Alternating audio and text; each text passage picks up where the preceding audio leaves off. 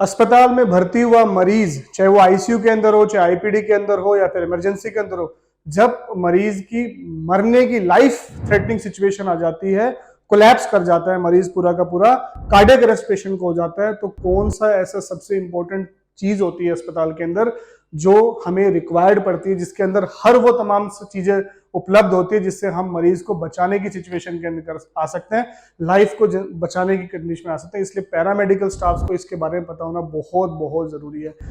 Hello friends, I am doctor Sunil Saini, global A1 institute. Welcome to global A1 institute of paramedical science. आज हम बात कर रहे हैं बहुत इंपॉर्टेंट ऐसी चीज की जिसको पैरामेडिकल स्टाफ, चाहे वो कोई भी चीज का पैरामेडिकल स्टाफ हो, चाहे वो नर्सिंग स्टाफ हो, चाहे ओटी टेक्नीशियन हो, चाहे लैब टेक्नीशियन हो, एक्सरे टेक्नीशियन हो, इमरजेंसी टेक्नीशियन हो, दे शुड नो। जो भी अस्पताल में काम कर रहा है उस चीज का पता उसको होना चाहिए, वो कहाँ पे है, कहाँ रखी गई है, क्योंकि उसका इस्तेमाल ऐसी सिचुएशन में करते हैं जिस समय मरीज के पास मिनट तो क्या हो सकता है, सेकंड्स का भी समय नहीं हो। उस चीज को हम कहते हैं क्रैश कार्ट। आप नाम से समझ सकते हैं क्रैश, जैसे हम कहते हैं कि प्लेन क्रैश हो गया, तो यहाँ पे इंडिविजुअल मरने वाला है। इंडिविजुअल की सिचुएशन ऐसी है कि डू एंड डाई वाली सिचुएशन से बाहर हो गया, वो सिर्फ डाई की तरफ जा रहा है, कोई और सिचुएशन हमारे पास है नहीं है। अस्पतालों में इसको कोडिंग की बात भी करते हैं, जब ब्लू कोड हो जाए, कोड ब्लू बोलते हैं इसको, कि कोड ब्लू हो चुका है, तो सारी जगह पे अस्पतालों में घंटियां बजने लग जाती है कि कोड ब्लू है। हर इंसान को, जो भी वहां वर्क कर रहा है, उसको उस सिचुएशन में पहुंचना होता है।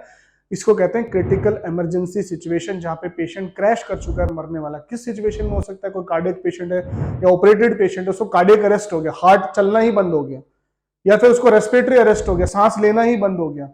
ये सारी सिचुएशन जहां पे होती है, इसी को कहते हैं क्रैश हो जाना पेशेंट का। क्रिटिकली ऐसा हो गया कि पेशेंट डाइंग सिचुएशन में जा रहा है, मरने वाला है पेशेंट। अब जब पेशेंट मरने वाला है तो हमें क्या करना पड़ेगा? हार्ट ही बंद हो गया तो ऐसी मेडिसिन देनी पड़ेगी, हार्ट खुलने लग जाए, हार्ट चलने लग जाए। सांस लेना बंद हो गया तो ऐसी मेडिसिन देनी पड़ेगी, या फिर उसको वेंटिलेटर पे डालना पड़ेगा। तो उसमें क्या होता है कि अफरा तफरी मच जाएगी। आप ऑक्सीजन लेके आओ, आप ये लेके आओ, आप एटी ट्यूब्स लेके आओ, आप दवाइयां लेके आओ, आप नेपगार्ड दो, आप ये दो। बीपी फॉल कर रहा है पेशेंट का, तो उसके अंदर ये दवाई लेके आओ, वो दवाई लेके आओ। तो इस चीज को समझने के लिए कि ऐसी सिचुएशन के अंदर हमें अफरा तफरी ना मच जाए, क्योंकि मरीज के पास कुछ सेकंड्स हैं, मरीज के पास कुछ मिनट्स हैं, और हम उस समय में सिर्फ सामानों को अरेंज करते रह जाएंगे। इसलिए एक स्ट्रक्चर जो बनाया गया उसको कहते हैं क्रैश कार्ट, जहां पे सारी की सारी इमरजेंसी की सिचुएशन, ऐसी दवाइयां, ऐसे सारे के सारे इंस्ट्रूमेंट्स, ऐसी सारी की सारी एसेसरीज जहां पे इस्तेमाल होगी, उस चीज को हम कहते हैं क्रैश कार्ट। और ये जो स्ट्रक्चर आपको दिखाई दे रहा है, इसी को कहते हैं क्रैश कार्ट। इसको हम क्रैश कार्ट कहते हैं।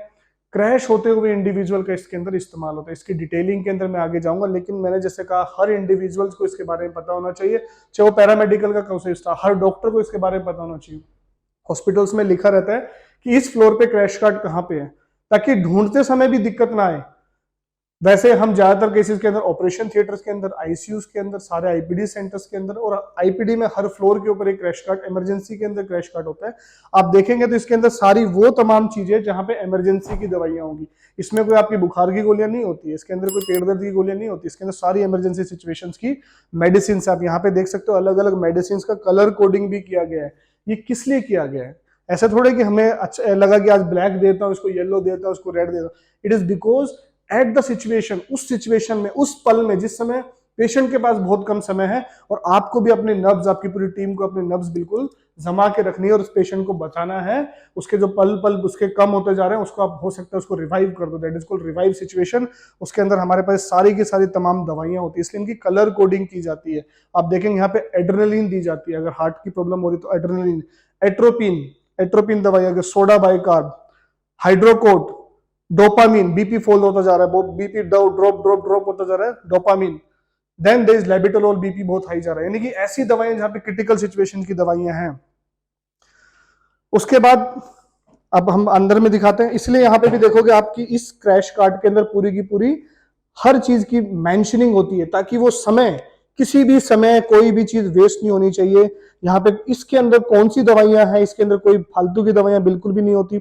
इसके अंदर मैनिटोल, डेक्सट्रोज, में सारी डिटेलिंग में जाऊँ किस तरीके से आप इसको अरेंज करते हैं। ये सारी की सारी तमाम दवाइयां वो दवाइयां हैं जो इमरजेंसी सिचुएशन को हैंडल करेगी। इसी तरीके से इंस्ट्रूमेंट्स की बात करेंगे, सारी की सारी मास्क, एक्सट्राइजेशंस, सारी की सारी Ryle's tubes, endotracheal tubes, everything is available. सब कुछ यहाँ पे अवेलेबल, आपको कुछ भी ढूंढने की जरूरत नहीं है। कुछ भी ढूंढने की जरूरत नहीं है, एवरीथिंग इज अवेलेबल। हर चीज, हर दवाइयां, हर इंजेक्शन, हर चीज अवेलेबल होती है इमरजेंसी की सारी सिचुएशंस को हैंडल करने के लिए। इधर सारी की सारी ट्यूब्स रखी रहती हैं, ऑल ट्यूब्स आर हेयर, कि अगर पेशेंट्स को हमें इमीडिएटली वेंटिलेटर पे लेना पड़े तो ट्यूब्स ना ढूंढनी पड़े। एक इंडिविजुअल ढूंढ ही रहा है, अरे ट्यूब कहाँ पे, अरे इसकी ट्यूब लाओ, उसको ट्यूब लाओ, तो पेशेंट का एक भी सेकंड हमें वेस्ट नहीं करना। इसलिए सबसे महत्वपूर्ण चीज होती है क्रैश कार्ट। इसके अंदर सिर्फ इमरजेंसी की दवाइयां होती है, सिचुएशंस को ना केवल दवाइयां, जो भी कंज्यूमर आइटम जैसे एंडोट्रेकियल ट्यूब्स है वो सारी चीजें। इधर स्टेथो लगा हुआ है, पीछे में ऑक्सीजन सिलेंडर लगा हुआ है कि इसको कहीं भी लेके जा सके। ऑक्सीजन चाहिए, अगर वहां पे आपकी ऑक्सीजन आ ही नहीं रही है तो क्या करोगे, एटलीस्ट आपने ईटी देके वो सारा चीज स्टार्ट कर। एम्बू बैग जिसके अंदर नीचे रखा हुआ है, एम्बू बैग जिसके अंदर हम, मान लीजिए वहां पे वेंटिलेटर नहीं है, जिस समय तक पेशेंट क्रैश किया आप कम से कम उसको रिवाइव करने की कोशिश कर रहे हो, आप रिवाइव कर रहे हो, सीपीआर दे रहे हो। आगे हम दिखाएंगे, बताएंगे कि व्हाट इज सीपीआर। ये तो नॉर्मल इंडिविजुअल को भी सीपीआर पता होना चाहिए, चलते हुए इंसान में कोई दिक्कत हो गई तो वहां पे सीपीआर कर सको। पैरामेडिकल को तो जरूर जानना है, डॉक्टर्स को जरूर जानना है। सो वहां पे हमारे पास अम्बू बैग्स है, एंडोट्रेकियल ट्यूब्स हैं, सारी की सारी तमाम चीजें इसके अंदर रहती है, इमरजेंसी की चीजें। वैसे तो बहुत सारी दवाइयां होती है, लेकिन इमरजेंसी सिचुएशन को हैंडल करने के लिए दवाइयां होती सारी। और last but not the least, इसको कहते हैं डिफिब्रिलेटर, जिसे आपने कहा था करंट लगाते, शॉक लगा देते हैं। अब हार्ट बिल का पूरा पूरा ब्लॉक हो गया, ये पूरा का पूरा इस्तेमाल करके स्टर्नम और एपेक्स स्टेम लगा के पेशेंट को फिर दोबारा से शॉक देके उसको रिवाइव भी कर सकते हैं। ये लास्ट शॉट होता है कि अब पेशेंट, हमने सीपीआर करके देख लिया, patient is not coming back, तो वी कैन यूज डिफिब्रिलेटर। और इसलिए हमेशा इसको चार्ज करना, इसकी दवाइयों को मेंटेन करना, इसका भी एक अपना अलग रजिस्टर बनता है और इन सारी दवाइयों को डेली की डेली चेक किया जाता है। ऐसा नहीं कि आपने क्रैश कार्ड बनाया फिर आप भूल गए जी, ऐसा कभी नहीं होता। डेली हमारा रजिस्टर है, इसके सारे के सारे पीछे सारी मेंशन्ड है, क्या क्या दवाइयां डेली की डेली 3 टाइम्स, मॉर्निंग में जब चार्ज ओवर होगा, फिर दोपहर में हैंड ओवर होगा, नाइट में जब हैंड ओवर होगा, तो इसको पूरा का पूरा चेक किया जाता है। हर दवाइयां, हर चीज मेंटेन है, क्रॉस साइनिंग होती है, तब जाके चीज होता है। So that is called crash cart. ये इतना महत्वपूर्ण चीज है, इसके अंदर जिंदगी बचाने की क्षमता, उस समय जब इंडिविजुअल के पास कुछ ही सेकंड्स बचे हैं, कुछ ही मिनट्स बचे हैं, उस समय में इसका इस्तेमाल होता है। इसको इमरजेंसी में, हम जो इमरजेंसी डिपार्टमेंट होता है वहां पे इसका इस्तेमाल करते हैं, ओटीज के अंदर, आईसीयूज के अंदर, और हर वार्ड के पास, हर फ्लोर पे इसको रखा जाता है, ताकि ऐसी किसी भी सिचुएशंस के लिए इसको यूज किया जा सके। तो जो भी पैरामेडिकल स्टूडेंट्स हैं, पैरामेडिकल कर चुके हैं, कर रहे हैं, जॉब्स कर रहे हैं, उन सबको इस चैनल से बहुत बेनिफिट होने वाला है। इसलिए चैनल को सब्सक्राइब करें, वीडियो को लाइक करें, मैं शेयर करें। बाकी हमारी केस सीरीज को देखने के लिए, हमारी केस स्टडीज को, किस तरीके से हमने different types of musculoskeletal disease के अंदर हम इतने जबरदस्त ट्रीटमेंट्स लोगों को दे रहे हैं, we have a success rate of more than 90%। इसके लिए आप हमारे channel global health care India, जो हमारा दूसरा चैनल, उस पर जाके देख सकते किस तरह के तमाम शाटिका problems, cervical spondylosis, tennis elbow, frozen shoulder, बाकी नी जॉइंट्स प्रॉब्लम, इन सारी तमाम समस्याओं के लिए किस तरीके से हम अलग ट्रीटमेंट देके पेशेंट्स को बेनिफिट दे रहे हैं। उसके लिए भी अगर आपका कोई इंडिविजुअल, आपके परिवार में ऐसा कोई है, तो जरूर उस चीज़ का देख सकते हैं, उस पर कॉन्टैक्ट कर सकते हैं। और आने वाली वीडियोज़ के लिए जरूर चैनल को सब्सक्राइब करें। आने वाली वीडियोज़ में आपको एक बताने वाला हूँ कि किस तरीके से एक बहुत ही महत्वपूर्ण इंस्ट्रूमेंट ऑपरेशन थिएटर की कायाकल्प करता है, उसका इस्तेमाल बहुत ही इंपॉर्टेंट होता है। तो do subscribe the channel and like the video.